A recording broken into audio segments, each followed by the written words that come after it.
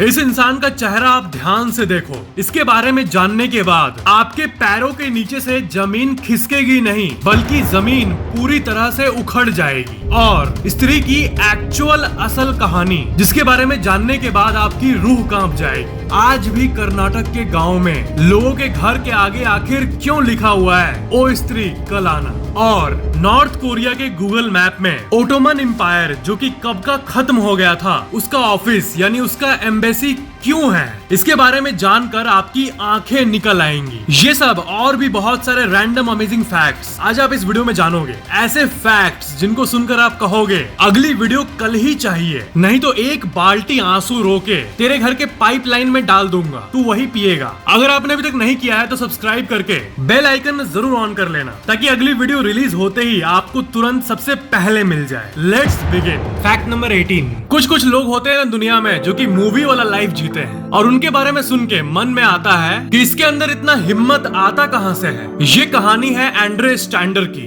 ये एक south African police officer थे। ये सबसे ऑनेस्ट पुलिस ऑफिसर्स में से एक थे, सबसे ईमानदार। साउथ अफ्रीका में इन्हें लोग बहुत प्रेज करते थे क्योंकि ये जनरली लोगों का बहुत हेल्प करते थे। एकदम फिल्मी इज्जत थी, शहर के बड़े भैया वाली इज्जत। कहीं भी क्राइम होता था ये तुरंत पहुंच जाते थे और निडर तरीके से किसी भी क्रिमिनल एक्टिविटी का इन्वेस्टिगेशन करते थे। पूरे साउथ अफ्रीका पुलिस फोर्स के बेस्ट ऑफिसर्स में से एक थे ये। इन्होंने एक चीज ऑब्जर्व किया कि बैंक रॉबरीज बहुत बढ़ रही है, यानी बैंक में चोरी हो रही है बहुत ज्यादा, और क्रिमिनल्स बहुत चालाकी से एस्केप कर जा रहे थे बार बार। एंड्रे ने पब्लिक में ये चिंता जताई कि जरूर ये किसी बड़े पॉलिटिशियन के इशारे पे हो रहा है। साउथ अफ्रीका में एक बैंक थी, स्टैंडर्ड बैंक, और एक बैंक था बार्क्लेज बैंक, और एक था वोल्क्सास बैंक। और कुछ ही हफ्तों के अंदर इन सब में रॉबरीज हुई थी। जाहिर है हायर अथॉरिटीज ने सबसे बेस्ट ऑफिसर्स को चुना ताकि ये दिमाग लगाएं और उस पॉलिटिशियन का पता करे जो कि बैंक सिस्टम को कोलैप्स करने का ट्राई कर रहा है, ताकि ये पता करे कि कौन पॉलिटिशियन इसमें शामिल है। और जाहिर है इस पुलिस ग्रुप को लीड कर रहा था एंड्रे।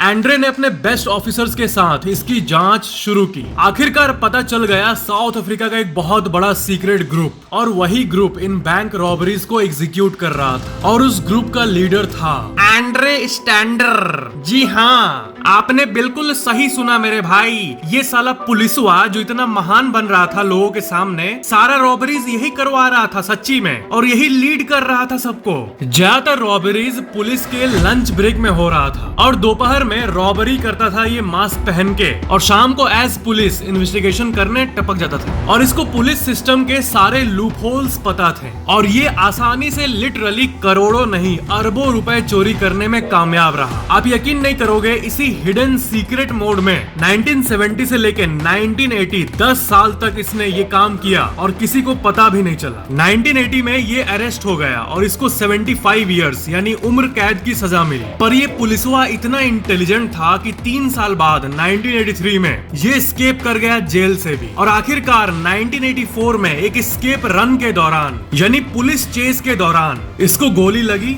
और ये मारा गया। इसके जीवन की कहानी इतनी ट्विस्टी और स्ट्रेंजर देन फिक्शन थी कि कई किताबें और मूवीज इसके ऊपर बन चुकी है। मतलब गजब भाई गजब, ऐसा स्टोरी मैंने कभी सोचा भी नहीं था। फिक्शन होता तो अलग बात होता, इसने तो रियल में ऐसा काम किया जो एक्चुअली में स्ट्रेंजर देन फिक्शन था। Fact number 17। आपने जुड़वा बच्चों को तो देखा ही होगा। सेम फेस वाले जुड़वों की बात नहीं कर रहा, बल्कि कॉन्जॉइंट वाली की बात कर रहा, यानी जिनका फेस आपस में चिपका रहता है। तो ये जो आप अपने स्क्रीन पे देख रहे हो, ये दोनों है टाटियाना और क्रिस्टा, और ये दोनों दुनिया के सबसे फेमस कंजॉइंट ट्विंस हैं। पर ऐसा क्यों? अब जो कहने वाला हूँ उसे ध्यान से सुनो। ये एक दूसरे के थॉट्स को सुन पाते हैं और एक दूसरे के आंखों से देख पाते हैं। क्या कहा मैंने, आपने सुना? ये एक दूसरे के थॉट्स को सुन पाते हैं और एक दूसरे के आंखों से देख पाते हैं। मतलब जब टाटियाना कुछ सोच रही होती है तो क्रिस्टा को पता चल जाता है कि टाटियाना क्या सोच रही है, क्योंकि दोनों का हेड और न्यूरॉन एक ही है। और सबसे स्ट्रेंज बात ये कि टाटियाना क्या देख रही है वो क्रिस्टा भी देख पाती है, और क्रिस्टा क्या देख रही है वो टाटियाना के हेड में दिखता रहता है। यानी ये अपने आंखों से जो देख रही है वो तो देख ही रही है नॉर्मली, लेकिन उसके जुड़वा बहन का जो विजन है वो भी दिमाग के अंदर रीड कर पाती है। यानी इनके दिमाग में 4 4 आंखों का विजन एक साथ ही प्रोसेस होता है। और जो मैंने आपको शुरू में बताया थॉट्स का, तो क्योंकि दोनों का हेड कॉन्जॉइंट है इसलिए लिटरली एक दूसरे के दिमाग को ये रीड कर पाती है। क्योंकि अगर आप इनके दिमाग के अंदर देखोगे तो न्यूरॉन्स बेसिकली एक ही है। कुदरत कितनी पावरफुल है, कुदरत कुछ भी बना सकती है सही में। फैक्ट नंबर 16, ऐसे कई नॉवेल फुल फॉर्म्स है जिसके बारे में आपको पता होना चाहिए, जैसे टॉप जी, ओजी, ओपी। टॉप जी आपने इंटरनेट पे कई जगह पे देखा होगा, जिसका मतलब होता है टॉप गैंगस्टर। ओजी जिसका मतलब होता है ओरिजिनल गैंगस्टर यानी मैं, और ओपी जिसका मतलब होता है ओवर पावर्ड यानी बहुत अच्छा। फैक्ट नंबर 15, नॉर्थ कोरिया में गूगल मैप्स में एम्बेसी ऑफ ओटोमन एम्पायर। ये देख के बहुत लोग बोलते हैं कि अबे ये क्या है, ओटोमन एम्पायर तो कब का डिस्ट्रॉय हो चुका है, वो तो बहुत पुराना एम्पायर था ना, तो उसका एम्बेसी यानी उसका ऑफिस कहाँ से है नॉर्थ कोरिया में। ये तो ऐसी बात हो गई कि इंडिया में ऑफिस ऑफ हड़प्पा या फिर ऑफिस ऑफ मोहनजोदड़ो है। तो असल में ये एक रॉन्ग इन्फो है। क्या है कि गूगल मैप्स में जो डेटा फीड होता है वो इंसान ही तो करता है, तो किसी ने मजे मजे में नॉर्थ कोरिया में ओटोमन एम्पायर का ऑफिस डाल दिया। गूगल मैप्स में दुनिया का हर एक शॉप, हर एक दुकान, हर एक मॉल, हर एक गली, हर एक रोड का नाम होता है और रोज millions of data points update भी होते रहते हैं। तो इतना सारा डेटा अपडेट करते हैं गूगल मैप्स का टीम, जिसमें हजारों इंजीनियर्स हैं, हजारों कार्टोग्राफर्स हैं यानी मैप बनाने वाले चचा लोग, और डेटा एनालिस्ट्स हैं। तो मजे मजे में किसी मैप वाले चचा ने ओटोमन एम्पायर अपडेट कर दिया। भाई नॉर्थ कोरिया में जिस तरह का रेस्ट्रिक्शंस हैं, मुझे तो ये जान के अमेजिंग फील होता है कि नॉर्थ कोरिया में गूगल मैप्स भी है। मतलब गूगल को अलाउ किया है नॉर्थ कोरिया, यही अपने आप में बहुत शॉकिंग बात है। नॉर्थ कोरिया एक बहुत ही सीक्रेटिव देश है, यानी वो देश नहीं चाहता कि उस देश में मौजूद एक भी घर का छत का सैटेलाइट व्यू पब्लिक को अवेलेबल हो, पर तानाशाह के होते हुए वहाँ पर गूगल मैप्स है। यही बहुत स्ट्रेंज बात है। फैक्ट नंबर 14, बहुत लोगों का ये सवाल होता है कि ज्वेलरी के जो दुकान वाले होते हैं वो तो फिक्स गोल्ड रेट लेते हैं। हर दिन सुबह जैसे 9 बजे शॉप खुलता है, एक गोल्ड रेट स्क्रीन पे दिखता है और ये तो यूनिफॉर्म होता है, यानी हर जगह ऑलमोस्ट सेम होता है। तो सोने दुकान वालों का मेन मुनाफा पता है कहाँ है? मेकिंग चार्जेस से। 1 लाख रुपए का सोना लेने पे 20,000 रुपए जनरली आपको मेकिंग चार्जेस देना पड़ता है, यानी टोटल 1,20,000। और बाकी गोल्ड रेट तो इंटरनेशनल मार्केट डिसाइड करता है और सारे शहरों में छोटा मोटा वेरिएशन होता है और जनरली ऑलमोस्ट सेम होता है। ये फैक्ट तो कुछ भी नहीं था, इससे भी अमेजिंग फैक्ट ये है कि जो लोग गोल्ड माइन करते हैं यानी माइनर्स, उनका जो एवरेज खर्चा आता है धरती से गोल्ड निकालने में और रिफाइन करने में और फाइनलाइज करने में, वो मार्केट प्राइस से यूजुअली 50% लेस होता है। यानी माइनर्स को गोल्ड 3,000 रुपए पर ग्राम पड़ता है और वो मार्केट में बेचते हैं 6,000 रुपए में। यानी माइनर्स बहुत ज्यादा प्रॉफिट करते हैं। प्रॉफिट तो करते हैं लेकिन माइनिंग एक बहुत ही हार्ड काम होता है और कहीं भी माइनिंग हो रही है तो गोल्ड निकलेगा या नहीं निकलेगा इसका कोई श्योरिटी नहीं होता है। तो रिस्क बहुत ज्यादा होता है इस बिजनेस में। इक्विपमेंट्स तो यूज हो रहे हैं, मशीन तो यूज हो रहे हैं, मैन पावर तो लग रहा है, खर्चा तो हो रहा है उनका, लेकिन सोना निकलेगा या नहीं निकलेगा यही तय नहीं है। और यही कारण है कि कभी कभार गोल्ड निकल जाने पे जो इनको खुशी होती है और जो ये ह्यूज मार्जिन कमाते हैं वो ये माइनर्स डिजर्व भी करते हैं। माइनर्स का जो पर ग्राम खर्चा पड़ता है उसे कहते हैं AISC यानी average all in sustaining cost. ये एवरेजली यानी नॉर्मली गोल्ड के मार्केट प्राइस का आधा होता है। यानी कोई भी आपसे अगर पूछे कि मार्केट प्राइस जो होता है गोल्ड का, तो गोल्ड को निकालने में कितना खर्चा होता है, तो आप कह सकते हो अप्रोक्स 50 to 55%। फैक्ट नंबर 13, इस कोइंसिडेंस के बारे में आजकल बहुत लोग बात कर रहे हैं। ये जो एरिया है, इस जगह पे जो कंट्रीज हैं, उन सब का नाम स्टैन से ही एंड कैसे हो जाता है। मतलब ये अलग अलग कंट्रीज है विथ अलग अलग संस्था, अलग अलग गवर्नमेंट, फिर भी सबके लास्ट में स्टैन कैसे आता है। जैसे Kazakhstan, Turkmenistan, Uzbekistan, Tajikistan, Afghanistan, Pakistan, Kyrgyzstan, पर कैसे? तो सुनो, असल में ये जो सफिक्स है स्टैन, ये पर्शियन लैंग्वेज से आता है और स्टैन का मतलब होता है लैंड। और जितने भी कंट्रीज के लास्ट में स्टैन है ये एक कॉमन कल्चर शेयर करते हैं। जैसे कजाकिस्तान का मतलब है लैंड ऑफ कजक्स, उज्बेकिस्तान का मतलब है लैंड ऑफ उज्बेक, पाकिस्तान दो शब्द से आया है। पाक मतलब प्योर और स्टैन मतलब लैंड ऑफ प्योर पीपल। तो स्टैन का मतलब होता है लैंड, और यही कारण है कि इन सब कंट्रीज का ऑफिशियल नेम STAN स्टैन से एंड होता है। फैक्ट नंबर 12, ये एक बहुत ही अमेजिंग वैज्ञानिक रिसर्च है जो कि आपके बारे में है, जिसका रेफरेंस आप अपने स्क्रीन पे देख सकते हो। ये USA के स्टैनफोर्ड का रिसर्च है। अगर आप यंग हो तो आपके मम्मी पापा के बारे में है, और कुछ साल बाद ये आप पे भी अप्लाई हो जाएगा। कौन सी बात? देखो, इंसान का जो एज होता है उसमें कुछ स्पीड ब्रेकर एजेस होते हैं, यानी वो एज जो कि बॉडी के लिए माइलस्टोन होता है, और रिसर्चर्स के हिसाब से वो एजेस हैं 44 और 60। मतलब इंसान जब 44 का होता है तब उसके शरीर में जो डिग्रेडेशन होता है, यानी शरीर में नेगेटिव चेंजेस, वो हद लेवल का होता है। यानी शरीर के अंदर वीकनेस आना,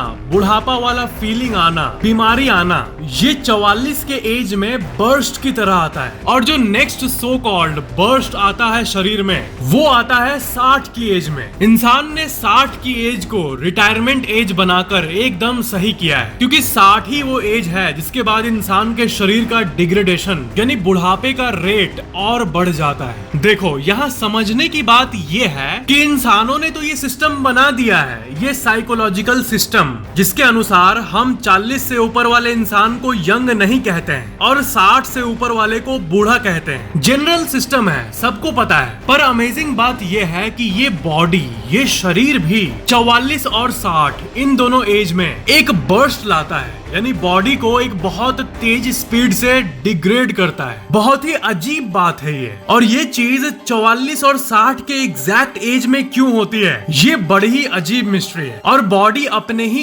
एज और टाइमिंग के बारे में इतना कॉन्शियस है, ये गजब है। इंसानी शरीर रहता तो शांत है, पर ये अपने अंदर ही अंदर इतना स्मार्ट है कि क्या बोले। मतलब कितनी गजब बात है, कोई इंसान 44 का हुआ तो शरीर कहता है कि चल इसको बूढ़ा करते हैं, 44 का हो गया तो ये। और वैसे ही जैसे इंसान 60 का होता है, अबे बुढ़ा कर इसको बुढ़ा, 60 आ गया इसका, शरीर ऐसे करता है। That's गजब। फैक्ट नंबर 11, मान लो आप बहुत पॉपुलर सिंगर बन गए और आपको गाने का मौका मिला, गाकर पैसे कमाने का मौका मिला, और आपको दो ऑप्शन मिले। एक ऑप्शन में आपको सॉन्ग का 16 लाख रुपए मिलेगा, पूरी 16 लाख रुपए, चाहे गाना हिट हो या फ्लॉप हो, चले या ना चले, आपको 16 लाख रुपए मिलेगा। और दूसरा ऑप्शन सेल्स के ऊपर प्रॉफिट शेयरिंग, यानी जितना सेल होगा उसका हिस्सा मिलेगा। अब ऐसे डील्स में अक्सर सिंगर्स और एक्टर्स फ्लैट फी को चुनते हैं, क्योंकि कंटेंट की हिटनेस की श्योरिटी नहीं होती है कि चलेगा या नहीं चलेगा। तो सुनो, विंसेंट प्राइस एक सिंगर थे, ठीक ठाक फेमस थे। उनके पास एक दिन एक ऑफर आया, उन्हें एक गाने का एल्बम बनाना था जिसका नाम है थ्रिलर 1982 में। अब उनके पास ऑप्शन आया 16 लाख रुपए यानी $20,000 लेने का या फिर प्रॉफिट शेयरिंग का। अब उनका सेल्स उतना एक्स्ट्रा ऑर्डिनरी था नहीं, सेल्स में शायद उन्हें 10 लाख तक मिल जाता, पर जिस लेबल ने एल्बम बनवाया था, जिसने गाना लिखवाया था, वो बड़ा कॉन्फिडेंट था कि विंसेंट की आवाज में ये गाना बड़ा सूट करेगा और सेल्स अच्छा ही होगा, इसलिए लेबल ने 16 लाख रुपए फ्लैट ऑफर कर दिया। तो विंसेंट प्राइस ने ये ऑफर को ले लिया, 16 लाख फ्लैट वाला। पर फिर कुछ एक्स्ट्रा ऑर्डिनरी हो गया। थ्रिलर एल्बम विंसेंट की लाइफ की सबसे हिट एल्बम बन गया और 7 करोड़ कॉपीज बिक गए। नॉर्मली जिस सिंगर का 1-2 लाख कॉपी बिकता था, उसी का एक गाने का 7 करोड़ कॉपी बिक गया, और वो लिटरली करोड़ों रुपए लूज कर दिया। अगर वो 16 लाख का पेमेंट ना ऑप्ट करके प्रॉफिट शेयरिंग ऑप्ट करता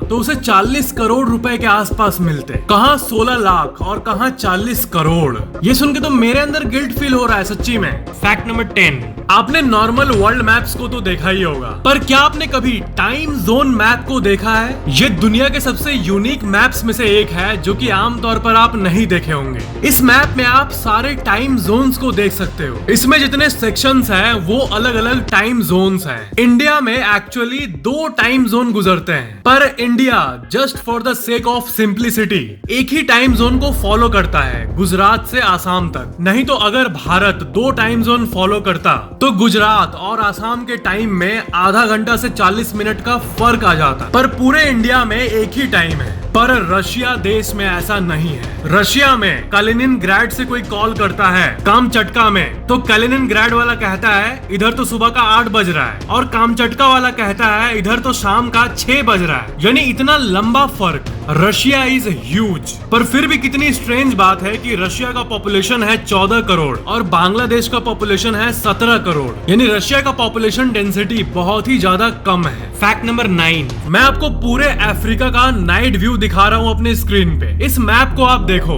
और ये बताओ कि यहाँ जो एम्प्टीनेस दिख रहा है ये कौन सा इलाका है। आपने शायद गेस कर लिया होगा, ये है द ह्यूज सहारा डेजर्ट। हर कंट्री में जहाँ जहाँ डेजर्ट होता है वहाँ एम्प्टीनेस ही दिखता है। इंडिया के राजस्थान का जो ह्यूज रेगिस्तान है, थार रेगिस्तान, वहाँ का भी नाइट एरियल व्यू में ऐसे ही खालीपन देखने मिलता है। ऑस्ट्रेलिया का भी कुछ ऐसा ही हाल है, सेम। पर अफ्रीका का ये जो सहारा वाला एम्प्टीनेस है ये बिल्कुल ब्लैक होल की तरह दिख रहा है। फैक्ट नंबर 8, आपने इस शब्द को जरूर सुना होगा, खरा सोना। आखिर सोना और खरा सोना में क्या डिफरेंस होता है? विश्व के सबसे पॉपुलर वेब सीरीज में से एक मनी हिस्ट में जब प्रोफेसर ये कहते हैं कि हम सोना नहीं बल्कि खरा सोना चुराएंगे, तो इसका मतलब आखिर क्या होता है? तो देखो, सोना मतलब 10 कैरेट का सोना भी होता है, सोना मतलब 14 कैरेट का सोना भी होता है, सोना मतलब 18 कैरेट का सोना भी होता है, और सोना मतलब 22 कैरेट का सोना भी होता है। पर खरा सोना का मतलब होता है 24 कैरेट का सोना, यानी 100% प्योर गोल्ड। यानी 0.1% का भी कोई मिलावट नहीं होना चाहिए। इसलिए खरा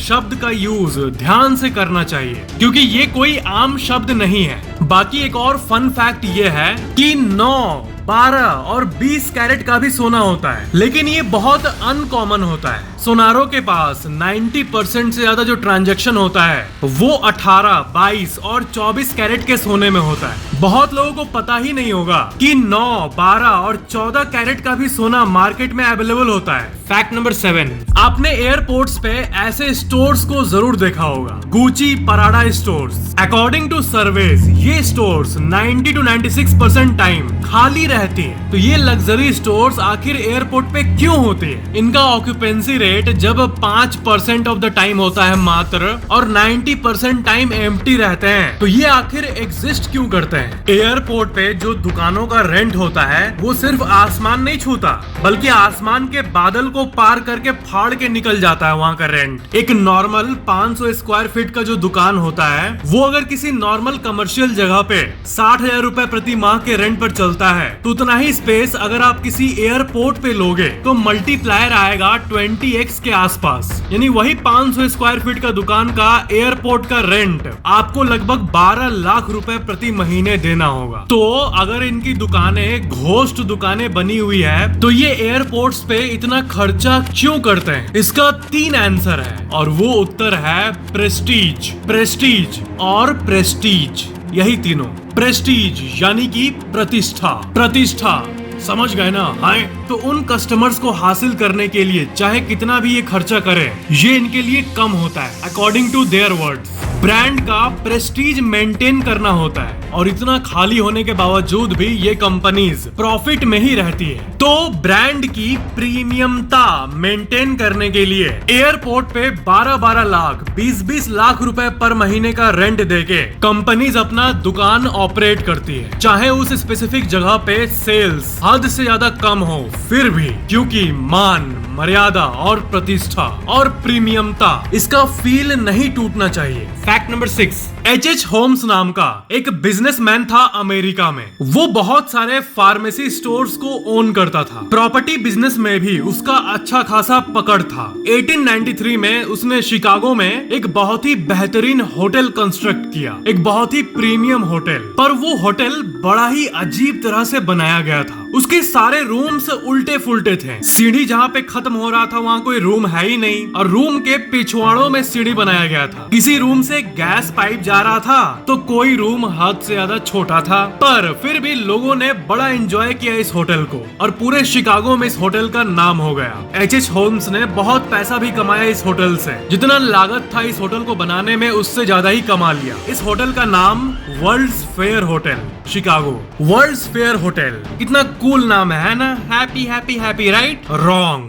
जरा जाके इतिहास की किताबों में पढ़ो H.H. होम्स कौन था। खुद शैतान धरती पे इंसान के रूप में था, एक शैतान। होटल खुलने के 1 साल बाद 1894 में नेशन वाइड सर्च में एच होम्स पकड़ा गया और ये पता चला कि जिस दिन वो होटल बना था उस दिन से लेकर 1 साल के अंदर ही उसने दर्जनों लोगों को मार डाला था होटल के रूम्स में। एच होम्स असल में एक सीरियल किलर था, एक साइकोपैथ, और उस होटल को उसने बनवाया ही था उसी मकसद से, यानी लड़कियों को मारने के मकसद से। वर्ल्ड्स फेयर होटल से इस होटल का नाम बदल गया मर्डर कैसल और पूरी दुनिया में अभी इस होटल को इसी नाम से जाना जाता है। भाई इसलिए कहता हूँ होटल जाओ तो पब्लिक प्लेटफॉर्म के रिव्यूज को पढ़ के जाओ, होटल के वेबसाइट के रिव्यूज को नहीं, बल्कि पब्लिक प्लेटफॉर्म्स में जो रिव्यूज होते हैं जैसे कि गूगल रिव्यूज, उन्हें पढ़ के जाओ। Fact number 5। अच्छा, ये 420 नंबर बड़ा बदनाम नंबर है। किसी ने नया फ्लैट लिया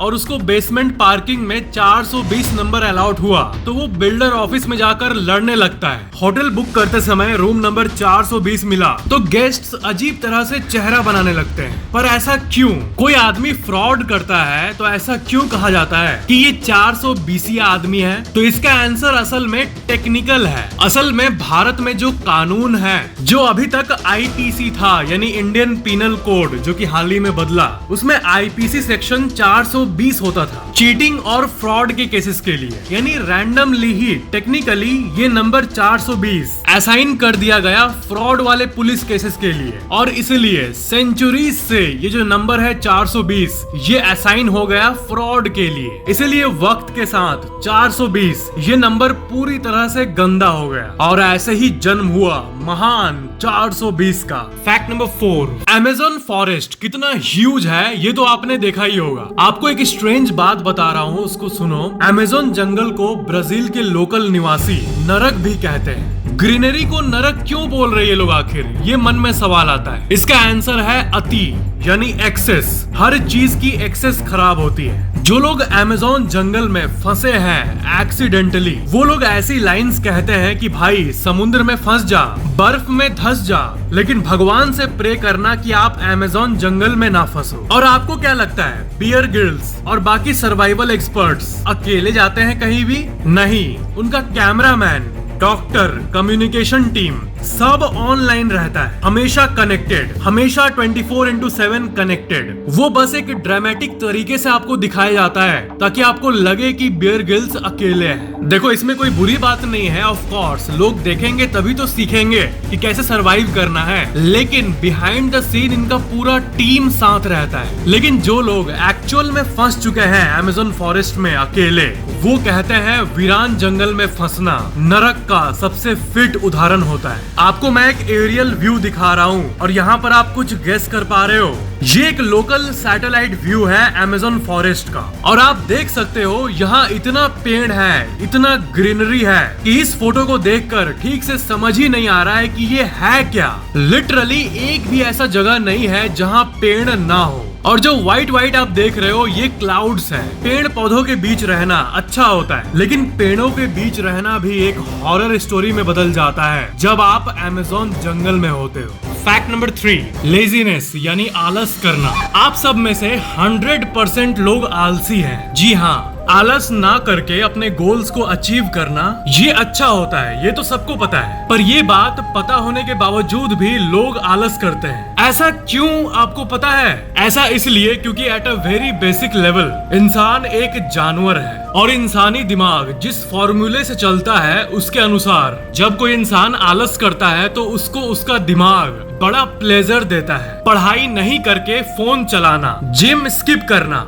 आराम से पूरे दिन लेटे रहना, इन सब चीजों में बड़ा प्लेजर होता है। तो as per evolution laziness pleasurable इसलिए होता है क्योंकि आलस करने से ब्रेन और बॉडी दोनों को एनर्जी सेव करने का मौका मिल जाता है। फ्रॉम एन इवोल्यूशनरी पर्सपेक्टिव सदियों से एनर्जी को कंजर्व करना यानी सेव करना इंसानों के लिए बड़ा जरूरी था, क्योंकि पहले के वक्त पे आज रात का खाना आ पाएगा या नहीं यही एक स्ट्रगल था जब इंसान जंगलों में रहा करते थे। इसीलिए काम छोड़कर आराम से लेटकर फोन चलाना, जो कि एक गलत काम है, गलत होते हुए भी आपके दिमाग में फील गुड केमिकल रिलीज होने लगते हैं, क्योंकि क्योंकि समझो इस बात को, आपके दिमाग को नहीं पता कि आप मॉडर्न समय में जी रहे हो या एंशिएंट जंगलों के समय में। ब्रेन बस यही मानता है कि जितना एनर्जी कंजर्व हो उतना ही अच्छा है सर्वाइवल के लिए at a very basic level. और बाय डिफॉल्ट ही हर इंसान के अंदर ऐसा ही प्रोग्रामिंग होता है, पर कॉन्शियसली इस चीज को ओवर पावर करके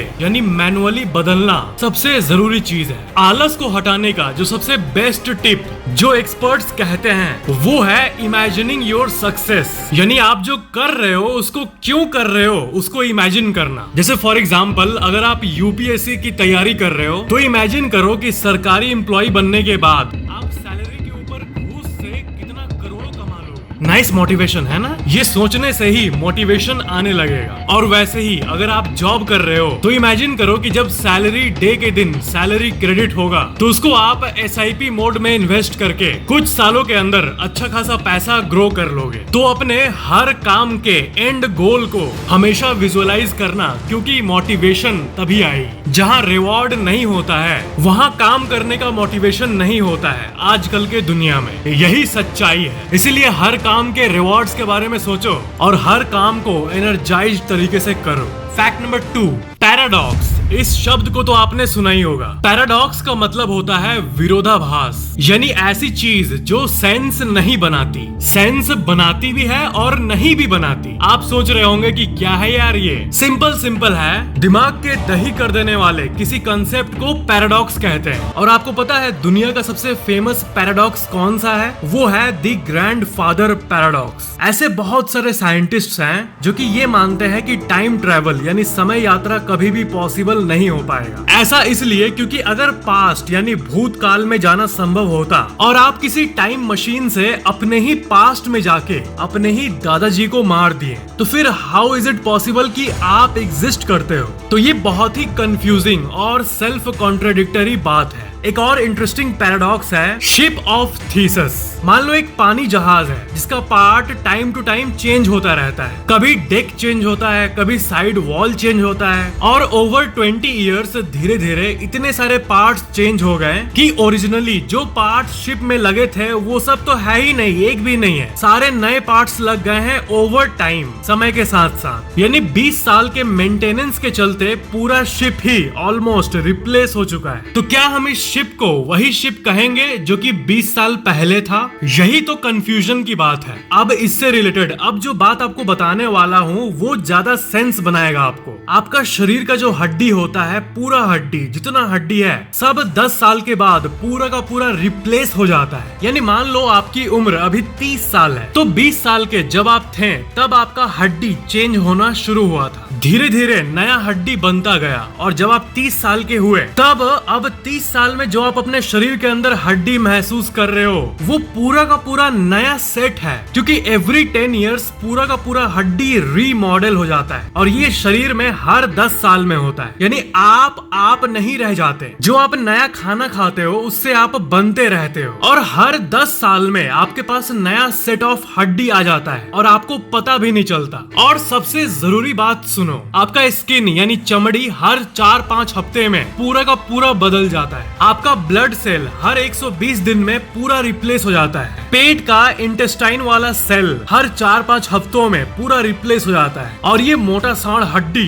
यानी बोन 10 साल लेता है पूरा रिप्लेस होने में। यानी 10 साल में आप पूरा का पूरा बदल जाते हो, आप एक नए पर्सन बन जाते हो। तो अगर आपका नाम राजू है तो 10 साल पहले जो राजू था वो राजू आज नहीं है। और ये सिर्फ फिल्मी डायलॉग नहीं है कि 10 साल पहले जो सोच थी वो आज नहीं है, पुराना वाला राजू नहीं है। ये नहीं, सिर्फ सोच के लेवल पे ही नहीं बल्कि लिटरली पूरे बॉडी के लेवल पे आप पूरे के पूरे बदल जाते हो हर 10 साल में। हाँ, पर एक चीज है, अकॉर्डिंग टू साइंस जो न्यूरॉन्स है आपके दिमाग में जिससे आप सोचते हो वो सेम ही रहता है जिंदगी भर। और यही कारण है कि लोगों को 20-20 साल 40-40 साल पुरानी बातें याद रहती है। 30-30 साल पुरानी बातें कभी कभी याद आने लगती है। किसी बुढ़े से पूछो उसकी फर्स्ट लव के बारे में, वो तब भी बता देगा, क्योंकि शरीर तो पूरा का पूरा बदल गया पर दिमाग वही रहता है। दैट्स गजब really. Fact number 1, Bengaluru Karnataka का ये अभी का चमचमाता प्लेस, इसको अभी इंडिया का सिलिकॉन वैली भी कहा जाता है। ये अभी तो इंडिया का सिलिकॉन वैली है, पर पुराने वक्त में 1700, 1800, 1900 के बीच एक अजीब सी औरत की कहानी है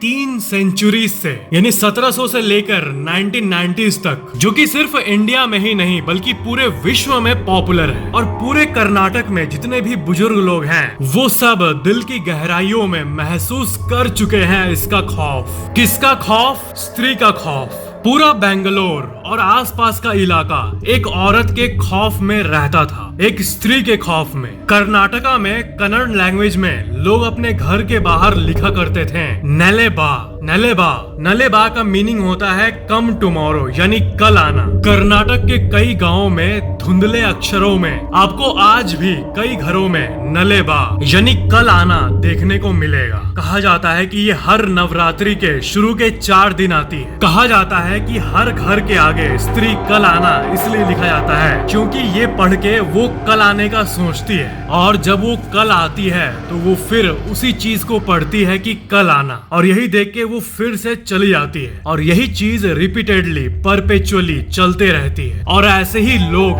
बचे रहते हैं। जो अभी स्त्री है वो एक समय एक सामान्य लड़की हुआ करती थी। उसको एक लड़के से प्यार हुआ था, पर लड़के ने उसे धोखा दे दिया था, और उस लड़के ने उसे एक मेल ग्रुप और पूरे गांव के सामने ह्यूमिलिएट भी किया था, यानी सबके सामने बेइज्जती किया था, और इसी के कारण उसने अपनी जान दे दी थी। पर उसके अंदर इतना गुस्सा था और रिवेंज लेने का इतना घोर इच्छा था कि वो आफ्टर लाइफ और इस दुनिया के बीच में ही फंसी रही। आपने अगर स्त्री मूवी देखी है तो आपने नोटिस किया होगा कि स्टोरी को थोड़ा एंटरटेनिंग बनाने के लिए कुछ ऐड किया गया है बाहर से, पर असल कहानी रियल स्टोरी यही है। स्त्री की रिवेंज की नेगेटिविटी और वाइब आज तक कर्नाटक के गाँव में महसूस होती है। इसलिए मूवी में इस लाइन का यूज किया गया था कि उसे ना प्यार मिला ना इज्जत। कहा जाता है कि वो लोगों के घर आया करती थी और दरवाजा खटखटाती थी, और कोई भी दरवाजा खोलता था और उसका चेहरा देख लेता था तो वो उस दिन तो नहीं मरता था, पर अगले दिन किसी न किसी कोइंसिडेंस से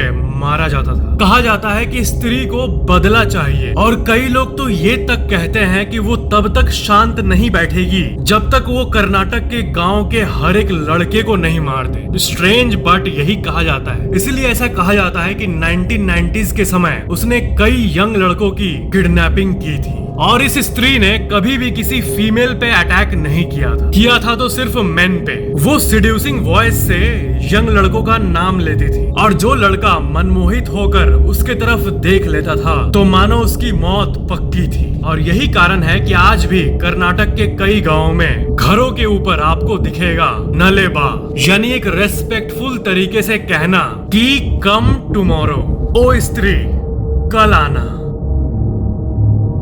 तो ये था आज का वीडियो। हमेशा की तरह लाइक, कमेंट और शेयर जरूर कर लेना, और अगर आपने अभी तक सब्सक्राइब नहीं किया है तो सब्सक्राइब करके बेल आइकन जरूर ऑन कर लेना। Thanks for watching. जल्द ही मिलते हैं अगले वीडियो में।